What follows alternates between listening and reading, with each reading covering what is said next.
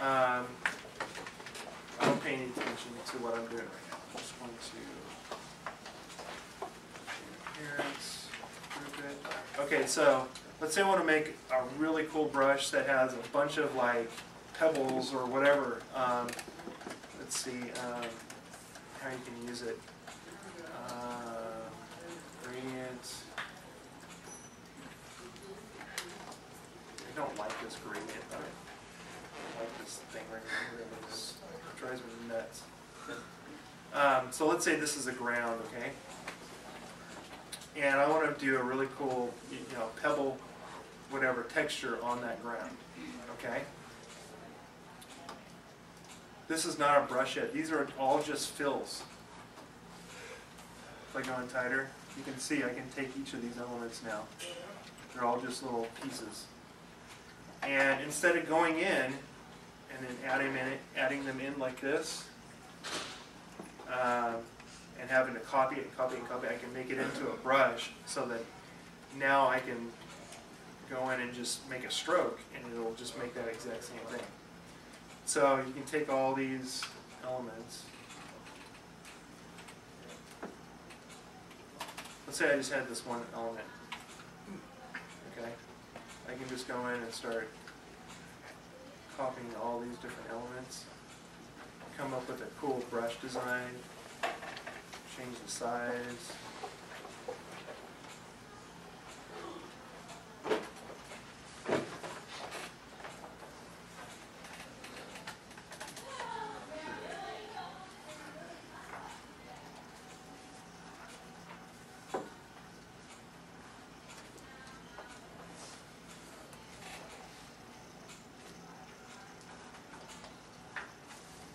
Okay, so now we have this, right? So the way you make it into a brush is you can just take all these elements, these objects right here,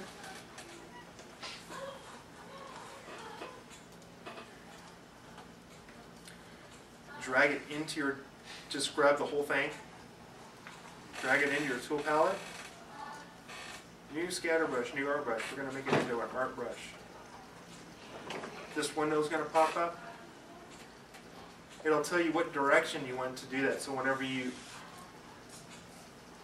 using your pen tool to make that stroke, this is the direction it's going to go to. Or you can make it go that way, vertical. So we'll keep it in this direction. This colorization, this right here where it says method. If I make this brush and I just keep it as none, then later on when I go in and I want to color that stroke, let's say I want to make it like a cool brown to kind of keep it a monochrome with that brown, I won't be able to do it. It'll just keep that stroke black. So in order to be able to color it, I need to go in and click it as tints. And then you just hit OK. Now you have this cool brush down here. So now I can click on this. Oops. I can click on this brush. You want to just use stroke. And I can go in. Now that's a stroke.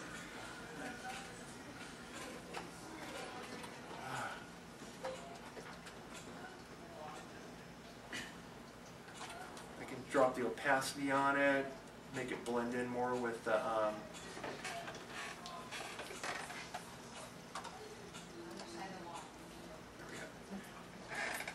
kind of blend it in with that ground. Not so dark. Or I can just go in and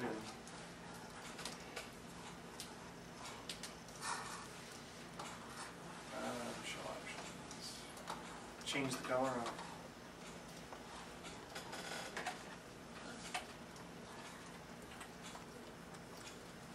I can resize that object, that stroke.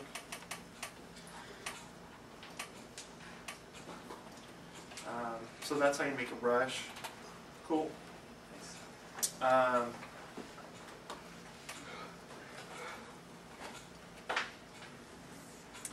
So now that I showed you that, this exercise you guys can follow along with me.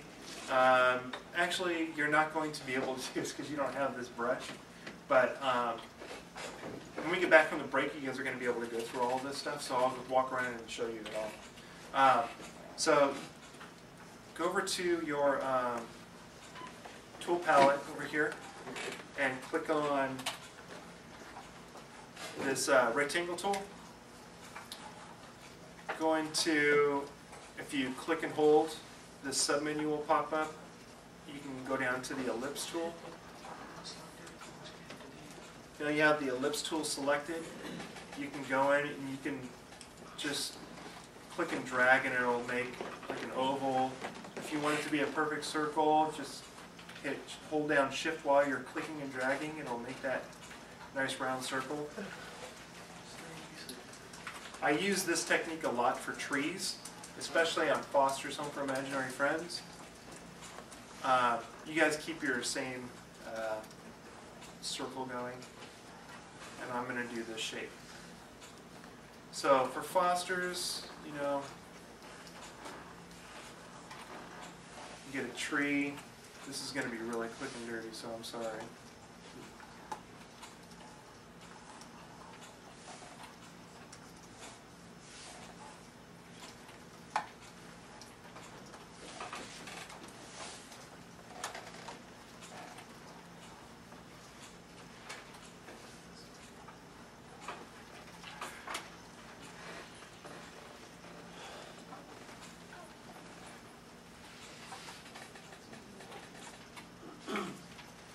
So I'm not going to do the trunk, but these are basically the tree branches.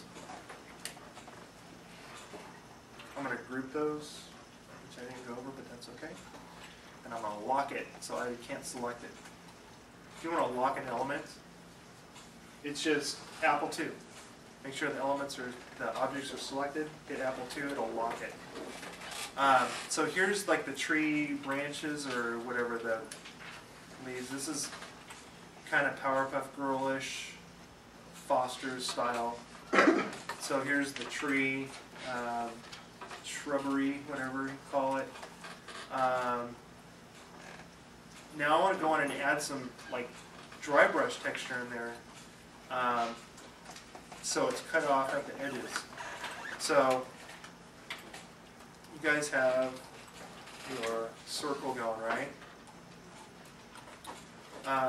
You can just watch now, but still get that circle. What you do is you go into these brushes right here, or these brushes right here on my brush palette. I'm going to use this brush.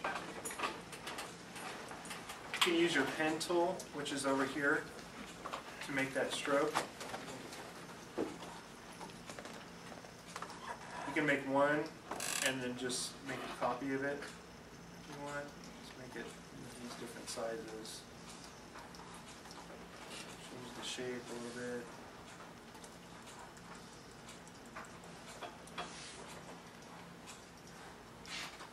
Okay. So now you have all these dry brush strokes over this circle. If you click on that circle, if you just take your black arrow tool, wave over all of that, so everything's selected. You come up here to Object, Clipping Mask, Make. Oh, sorry. Man, I suck.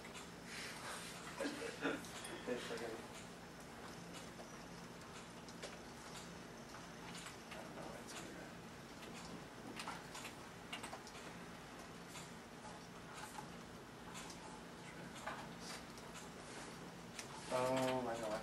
The strokes have to be behind the object that you're going to use as a mask. Okay. So we'll do it on this tree. So move all those strokes to the back. I'll go over that too, how to move things backwards and forwards. Because you want to look at things as like in layers. You might have a layers palette like in Photoshop where you can layer things, but in Illustrator, things are automatically like sub-layering things. Does that make sense? So these strokes, whatever you, like I did that shape of the tree, which is right here, this line that's back here, I did that first. That's going to be on a layer. These strokes I did after that. Now those strokes are going to be on a layer above that circle or that tree shape. In order for this mask to work, you actually have to move those strokes to the behind that tree shape. There is a way to do that. If you go to Object, Arrange, it'll say bring to front, bring forward, bring backward, send to back. If you click bring things to the front, it'll bring those objects that are selected to the front. So in this case, we want to send it to the back. Now I can wave over everything, and hopefully this works. Clipping mask, make, and it'll clip that out.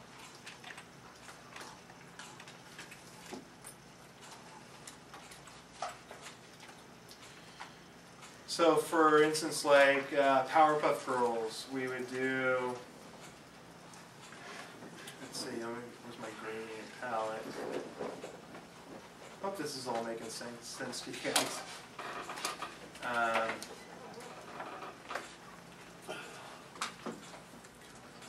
There we go. Let's get a cool green in here.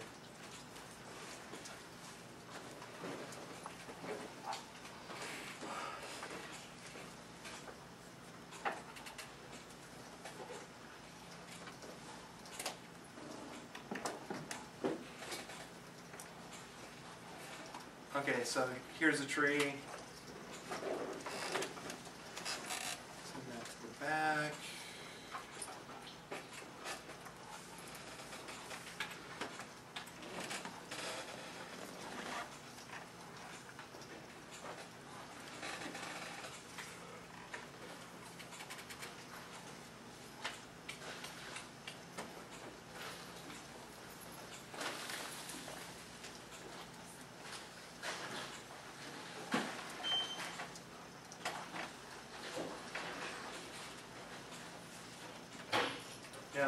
Now this is all, this shape is masking off those dry brush strokes. I can go in and see how everything looks kind of black. Yeah. I can adjust, there's a couple ways I can adjust it.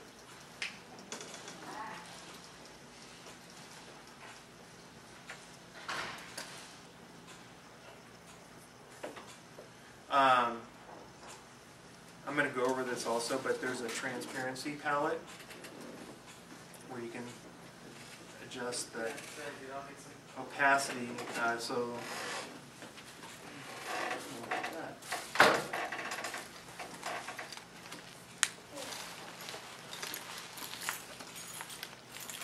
that's how we do a lot of the trees, like the clusters.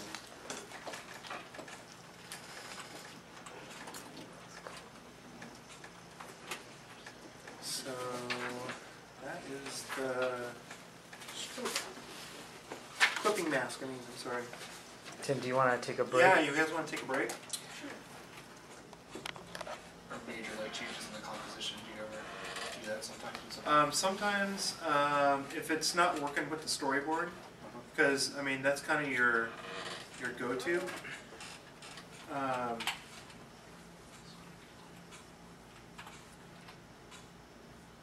You know, if it was drawn like this scene, if it was drawn to where the characters jumping in right here, well, I mean, you could do that, but okay, let's say this. Let's say there was no branch here. This branch wasn't here, but in the storyboard, he's jumping onto this branch. Well, I'd obviously put in that branch because it needs to be there for the storyboard to work.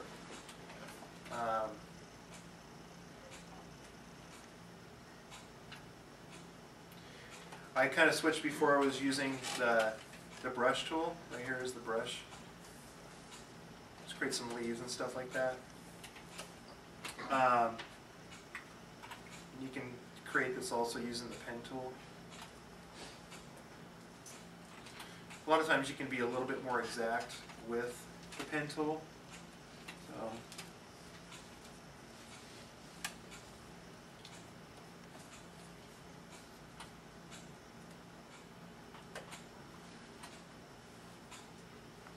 Do they give you a color style guide to work with? Actually, before? for this show that I'm working on, this is the current show that I'm working on, we actually have a swatch palette that has a lot of the colors for the show. So a lot of the greens and stuff like that for like vegetation and stuff like that is kind of picked out beforehand.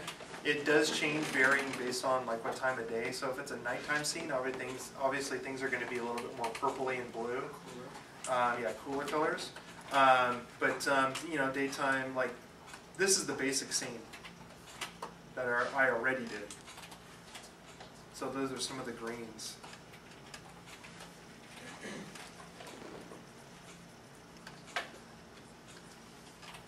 I do use a lot of repeat, which is the great thing about using a digital program.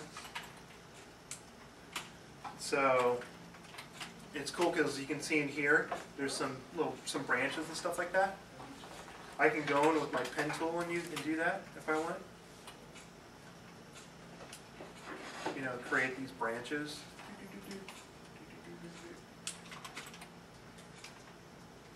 You drag the pen tool like that, it's automatically following it. Yeah. Oh,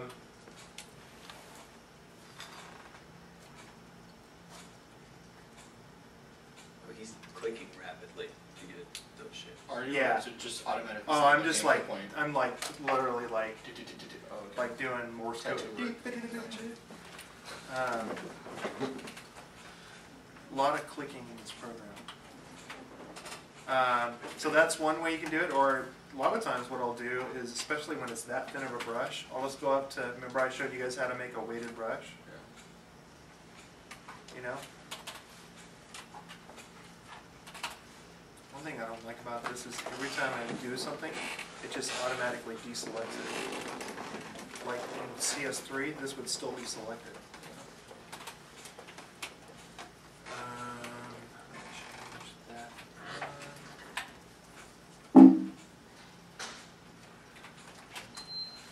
So now I can go in, instead of using the pen tool,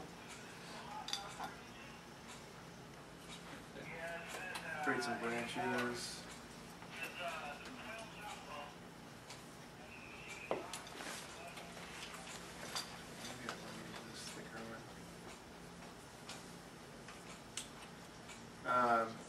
Illustrator will tend to like correct itself. So it's almost like you're drawing, you're using this paintbrush and it looks all like crappy, and then it like fixes it for you and you're like, oh, is this what you're looking for?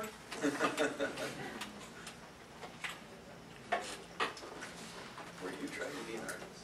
Yeah. Seriously. I ask myself that all the time.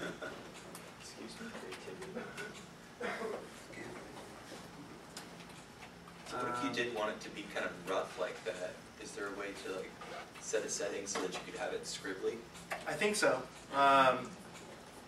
Or you can just go in and use this texture brush. Okay, yeah. You know, just go in and texture brush.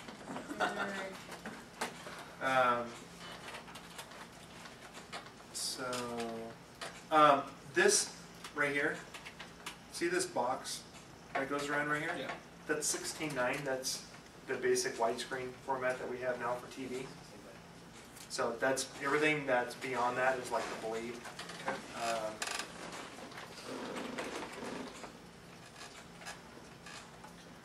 And just for time's sake, I'm going to cheat a little bit. Oops. Select this.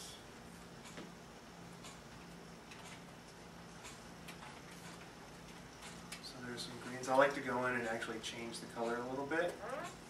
The way you can change color is, if you have a color palette right here, I'm currently in hue and saturation.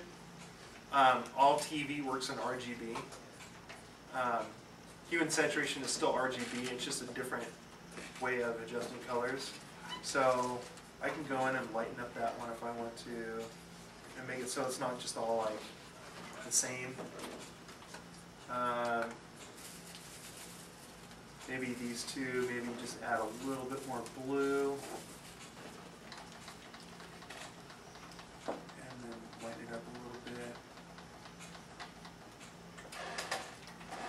I can go into this tree branch. I'm cheating in. What round did I choose?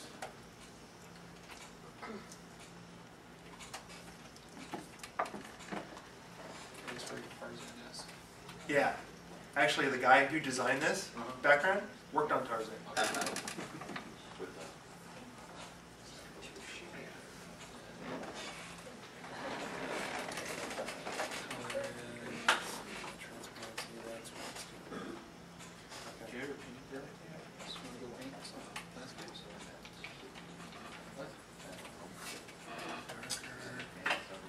Okay.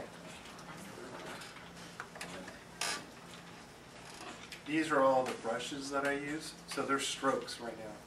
I don't want them to be strokes. I want them to be fills. So I can take this brush stroke that I did, go up to Object, Expand Appearance. It'll now make it into a fill. And then you can change the Um, inside of it, or? Yeah, and then I can change the color inside of it. Well, I could still change the color of it as a stroke, but if I wanted to do anything special to that, like add a texture to that, I can't change the texture on a stroke. Yeah. I can only do it on a fill. So that's why I'll often change things to a fill. So another cool way to select things, those of you that know Illustrator will be able to understand this a little bit more. But this fill that I have right here, it's a solid like jet black. I can go in with my black arrow tool and select each of these if I wanted to.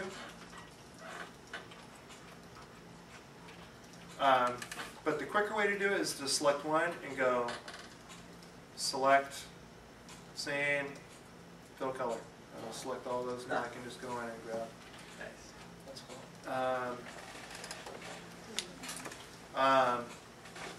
Now I'm looking at these tree branches. Things aren't quite looking right to me. So,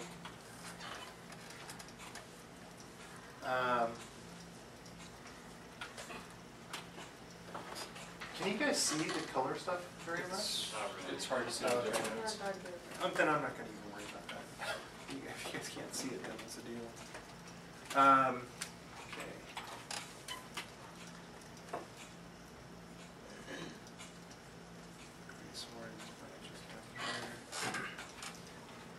Do you guys have any more questions? You guys can ask as much as you want. How many people work with you on this project in your department? Background? There's one person that does what I do. It's okay. Oh, wow. There's two colorists. Okay. They actually, you know what, on this particular show, we share a lot of responsibilities. My main job is to do background design in Illustrator, straight into Illustrator. But because I do know color, I will help out a lot with color.